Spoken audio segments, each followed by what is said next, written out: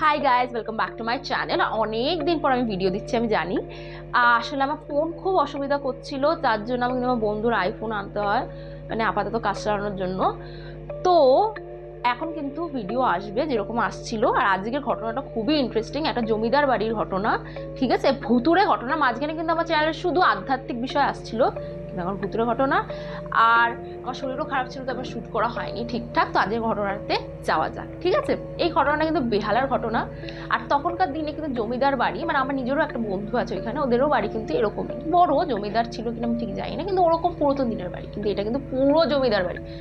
এবারে যিনি আমাকে পাঠিয়েছেন তিনি কিন্তু নাতি, ঠিক আছে। এবার তার 3টে ছেলে ছিল, তার মানে আমার যে পাঠিয়েছে তার দাদু যে ছিল, তার বাবার যে বাবা ছিল, সে কিন্তু জমিদার ছিল। তো তখনকার দিনে জমিদারটা কি হলো, হঠাৎ করে যখন ব্রিটিশ ছেড়ে দিল আমাদের দেশকে, তখন এই ব্যাপারটা ছিল না। জমিদার বিষয়টা যেটা ছিল সেটা উঠে গেছিলো, আস্তে আস্তে গভর্নমেন্ট এসে গেছিলো। তো সেই চিন্তায় কিন্তু উনি খুব অ্যালকোহলিক হয়ে পড়েন, আর সেটাতে কিন্তু ওনার মৃত্যু হয়, ক্যান্সার হয়।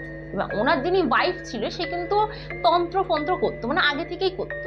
কিন্তু যখন বিয়ে হয়ে গেছিলো তারপর পুরোটাই উনি চেঞ্জ করে মানে লোকের সেবা করতো। যেরকম আগেকার দিনে কিন্তু টিভি হতো, অনেক রোগ ভোগ হতো যার কোনো ওষুধ পাওয়া যেত না, সেই সব কিন্তু উনি তন্ত্র মন্ত্র এইসব দিয়ে কিন্তু, জড়িবটি এইসব দিয়ে কিন্তু মানে ভালো কাজ করতো, কোনো খারাপ কাজ করতো না। এবার কি হয়েছে, আস্তে আস্তে দেখা যায়, তখনও কত ভূত ছাড়া তো এইসব কিন্তু করতো।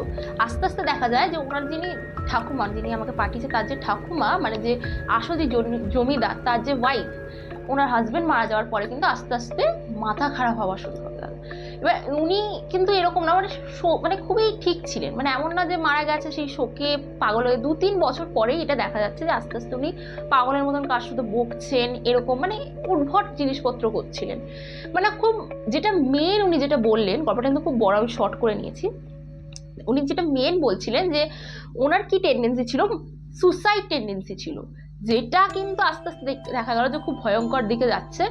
তো তখন ওনার অনেক মানে চিকিৎসা যেরকম হয়, নার্ভের চিকিৎসা, ভেবেছে কি বয়স হচ্ছে আস্তে আস্তে হয়তো এইসব কোনো কারণে হচ্ছে, কিন্তু এরকম কোনো কারণ কিন্তু পাওয়া যায়নি যে যেটার জন্য এরকম, মানে কোনো মেডিকেল কোনো কন্ডিশন কিন্তু এটা ছিল না, এটা শিওর। তো যাই হোক, লোক কতটা কিছু কি করবে আর কি, যখন কোনো চিকিৎসায় নেই, তাকে খুব চোখে চোখে রাখা হতো।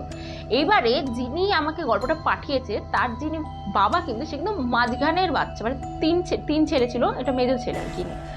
ওনার সাথে কিন্তু সেই রাত্রিরে, যেই রাত্রিরে উনি নিখোঁজ হয়ে যান, সেই রাত্রিরে কিন্তু ওই মেজো ছেলের সাথে কিন্তু ওনার শোয়ার কথা ছিল।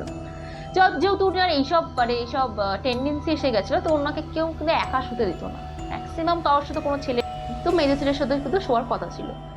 এইখানে কিন্তু টুইস্ট, সেই রাত্রিরে কিছু একটা খুব ইম্পর্টেন্ট কারণে ওই মেজো ছেলে, মানে যে আমাকে পাঠিয়েছে তার যিনি ফাদার, মানে যার বাবা, সে কিন্তু এটা কোনো কাজে বেরিয়ে যায়, কোনো ইম্পর্টেন্ট কাজে, বুঝলে। বিশ্বাস করবার মতো আননোন নাম্বার থেকে ফোন আসে, আর আমাকে কিন্তু বলে যে ইনি মানে আপনাকে খুব দরকার, মানে আমার একটা বন্ধু অসুস্থ হয়ে গেছে, এরকম ভাবে। কিন্তু যেহেতু বন্ধুর এত বড় একটা অসুখ হয়েছে, মানে মারা গেছিলেন আর কি, তাই জন্য কিন্তু খুব কাজের সূত্রেই চলে যায়। আর রাত্রিরে সবাই ঘুমিয়ে পড়েছে, উড়িয়ে ভেবেছিল, ওনার পাও ঘুমিয়ে পড়েছে। তো সেই হিসাবে আর ভেবেছে কি আর কি উঠবে, তো আমি চলে যাই। কাউকে না বলেই উনি আটকে দিয়ে দরজা চলে যায়। দরজা বাইরে থেকে আটকে ছিল, ঠিক আছে। এখানে কিন্তু একটা টুইস্ট, দরজা আটকানো আর কেউ বেরাতে পারবে না, বাইরে থেকে পুরোটাই লক করা ছিল। কিন্তু যখন তিনি আসেন সকালবেলা, দেখেন যে ঘরে রব রব ব্যাপার, যে কি হয়েছে তুমি যখন জিজ্ঞাসা করেন, তখন বলে যে মাকে খুঁজে পাওয়া যাচ্ছে না। সবাই মাকে খুঁজে পাওয়া যাচ্ছে না মানে, এবার দেখছে যে সবাই খুঁজছে, চারিদিকে খুঁজছে, পাড়া খুঁজে দিয়েছে, সব খুঁজে দিয়েছে, দেখছে মাকে পাওয়া যাচ্ছে না। এইবারে অনেকজন বলে কি এসব ভূত টুত ছাড়া তো কোনো নেগেটিভ এন্টিটি ওনাকে ধরে নিয়েছে, যেরকম হয় আগেকার দিনে। কিন্তু ওনার ছেলের খুব সন্দেহ হয়, ঠিক আছে। সন্দেহ আরো বাড়ে যখন তার একদিন পরে ওনাকে সবাই বলছে কি এই তো এখানে বসেছিল, কলপাড়ায় বসেছিল, কেউ বলছে ওই পুকুর পাড়ে আমি দেখলাম রাত্রিরে বসেছিল। এবার যখনই সে যাচ্ছে বলছে যে উনি পালাচ্ছে, আর চোখ মুখ লাল আর পালাচ্ছে, 2-3 জন কিন্তু দেখেছে পাড়া। এবার এইসব হতে ওনাকে আর পাওয়া যায়। এবার অনেক বছর হয়ে যায়, অন্তত 5-6 বছর তো হয়ে যায়। এবার ওনার একটা নাতনি ছিল, ঠিক আছে, নাতনির বিয়ে ছিল। তো সেই নাতনির বিয়েতে এইবারে এখান থেকে কিন্তু বাড়িটা ভুতুরে বাড়ি হওয়া শুরু করে। তার আগে অবধি কোনো সেরকম মানে দেখা যেত না, নিখোঁজ হয়ে যেটা সত্যি একটা মিস্টিরিয়াস ভাইব ছিল বাড়িটা, যে কি হলো, একটা একটা মেম্বার, ঘরের মেম্বার সেরকম ভাবে উধাও হয়ে গেল। কিন্তু মেন যে ভূতের যে ব্যাপারটা, সেটা কিন্তু এই নাতনির বিয়ে থেকেই বোঝা গেল যে ওখানে একটু ভূতের উৎপাত আছে। কি হলো, উনি কিন্তু নাতনি, যেটা বললাম বড় ছেলে কিন্তু তখন বিয়ে হয়ে গেছিল, আর তখন ওর নাতনিটা ছোটও ছিল। এবার এটা অনেক বছরই হয়ে গেছে, তখন দিনে কিন্তু খুব কম বয়সে দিয়ে দেওয়া হতো। তো অন্তত নাতনির বয়স ধরে নিন 16 তো ছিল। এবারে ওই যখন বিয়ে হচ্ছে তখন দেখছে যে অনেকজনই দেখছে যে নাতনির পাশে যেন শুয়ে আছে, যখন দধি মঙ্গল এইসব হয় না সকালবেলা, যখন ডাকতে গেছে মেয়েটাকে দেখছে পাশে বসে আছে উনি।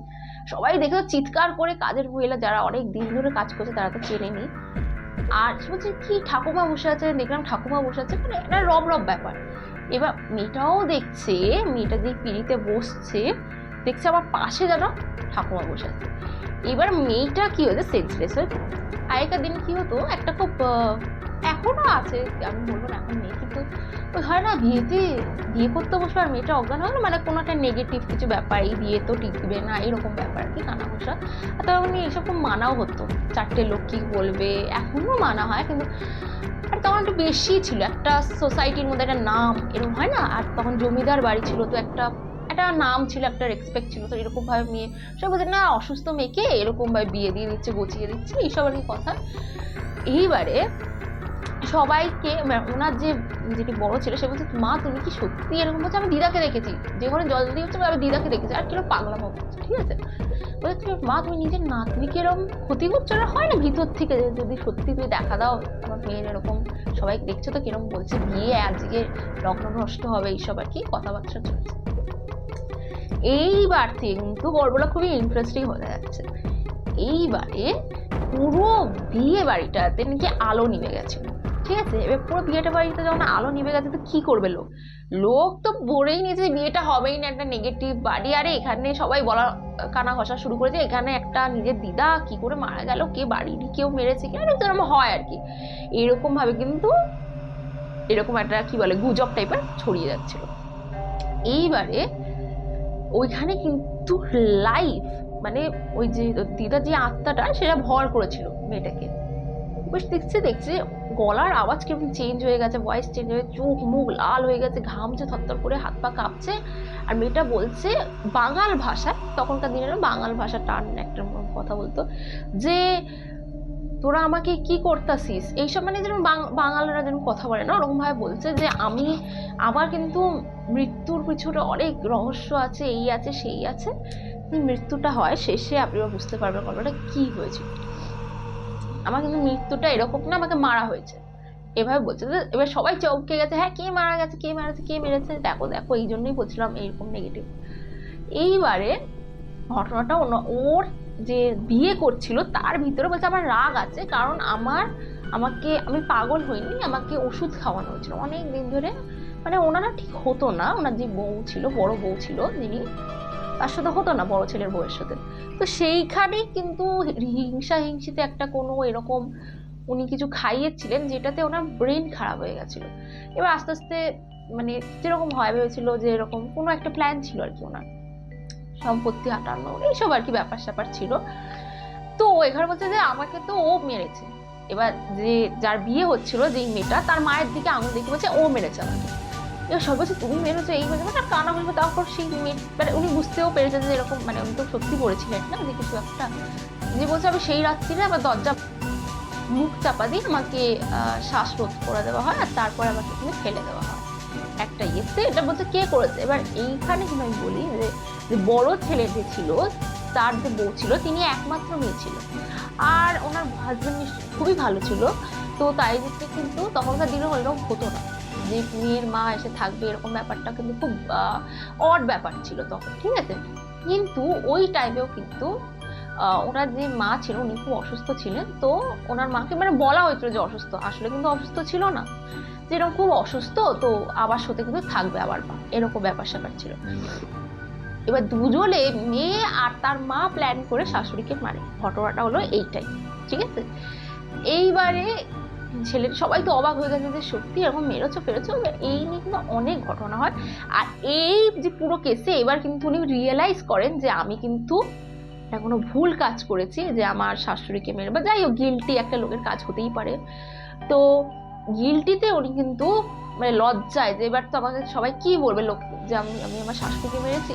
উনি ওইখানেই যে জ্বলন্ত যে ইয়েটা জ্বলছিল, যে বিয়ের যে ইয়েটা আগুনটা, ওখানেই কিন্তু উনি গায়ে কেরোসিন দিয়ে ওই আগুনে মানে গায়ে ধরিয়ে নেয়। আর ওখান দিয়ে কিন্তু ওনার প্রায় মানে পুরোটা ডেথ হয়নি, তার আগেই লোক আটকে নিয়েছিলেন। কিন্তু কি হয়েছিল, ওনার পুরো 98% বডি কিন্তু পুড়েই গেছিল, যেটা একটা লোকের মানে পক্ষে সার্ভাইভ করা সম্ভব না, যার 98% বডি পুড়েই গেছে, মানে একটু যা হৃৎপিণ্ড যা একটু চলছিল।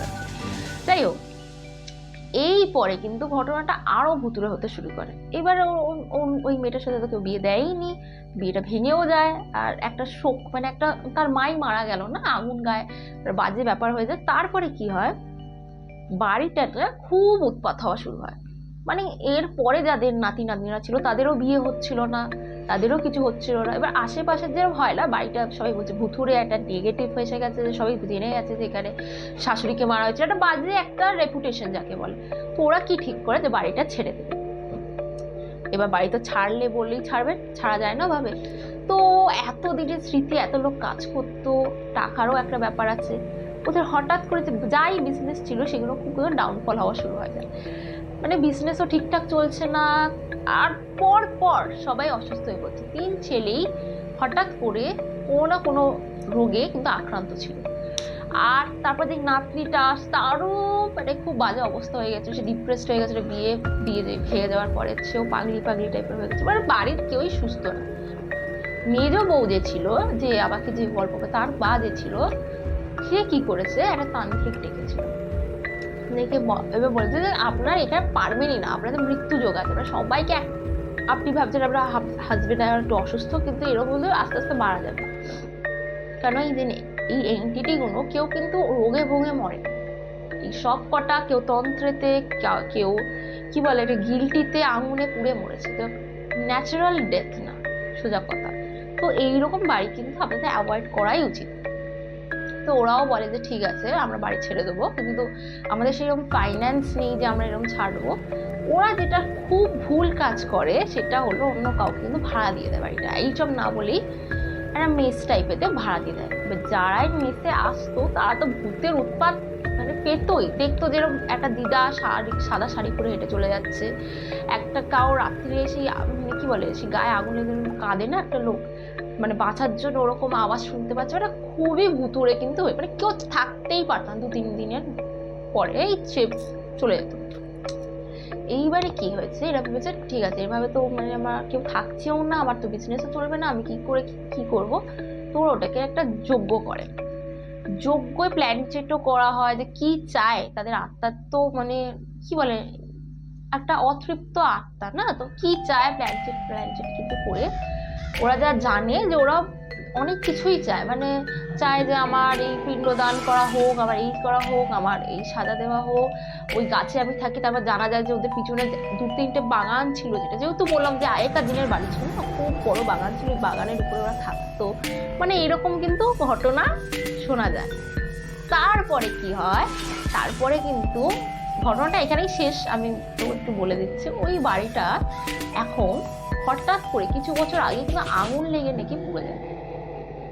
এইটার বিষয়, এটা খুবই ইন্টারেস্টিং ঘটনা। আমি যখন পড়েছি তারপরে আমি হচ্ছে কি এই অবধি ঘটনা, উনি বলে যে তারপরে আমরা ওটা ছেড়ে দিই, তারপরে ওটা ঠিক হয়ে যায়, তারপর ওনাকে অনেক কিছু ওরা দাবি করে, ঠিক আছে, ওই দাবিগুলো মেটানো হয়।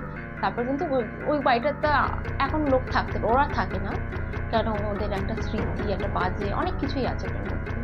তো ওরা কিন্তু ওখানে কেউ থাকে না, কিন্তু যেই ভাড়া যাতে দেওয়া হয় তারা এখন থাকতে পারে, এখন সেই উৎপাতটা নেই। যাই হোক, এটাই ছিল ঘটনা।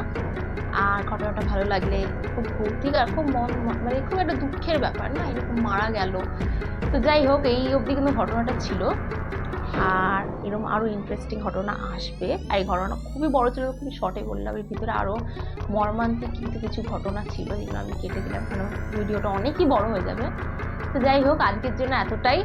আর এরকমই কিন্তু ইন্টারেস্টিং হরর গল্প, ঘটনা, তোমাদের যে কোনো ঘোরার ঘটনাও হতে পারে, হরিফিক কোনো ঘটনা বা কোনো আধ্যাত্মিক ঘটনা, মিস্টিরিয়াস ঘটনা, ঠিক আছে, এটা খুব ইন্টারেস্টিং, এরকম ঘটনা 32 আরিসানা বলে ইনস্টাগ্রাম অ্যাকাউন্টে কিন্তু তোমরা পাঠাতে পারো। আর আজকের জন্য এইটুকুনি। লাইক শেয়ার করতে কিন্তু একদম ভুলো না। আর আমাকে কিন্তু না সাপোর্ট করলে আমি এরকম ঘটনা পারবো না পাঠাতে। আর আমার কিন্তু মায়ের অনেক ইন্টারেস্টিং ঘটনা আছে, তো আমি ব্রডকাস্ট টাইপের করব নেক্সট এপিসোডে। তো ততক্ষণের জন্য বাই।